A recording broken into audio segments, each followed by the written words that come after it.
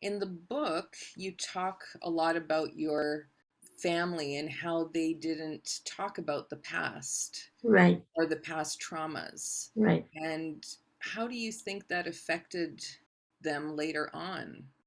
Anything traumatic that we don't talk about, we keep on repeating in the present without knowing it.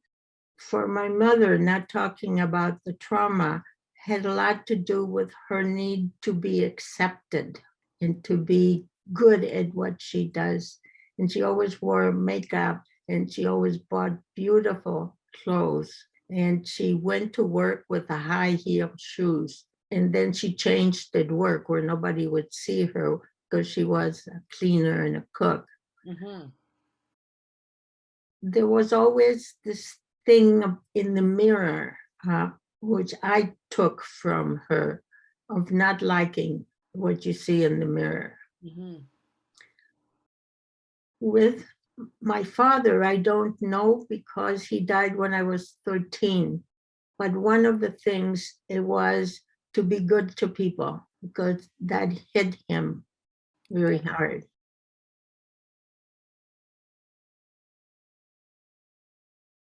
Is because they replay the trauma and they project the players in the trauma on Okay. other people. So they will feel judged, they will feel in danger, they will feel that somebody is considers them an enemy, or they will feel helpless. And part of their body is not going to able to fight back, so they will be feel tied, harnessed. In some therapies, like Hakomi or sensory motor, you work on them breaking through the harness Right. in different ways. There was in a workshop, there was a woman about my age who knew that her mother didn't want her to be born. Mm. The therapist took the group and made it into a womb and put her in the middle of this and asked her to come out. And Mm-hmm. everybody was encouraging her and how happy we were to be her womb and to help her out, and that she was so welcome in life. And she said it was a life changer for her.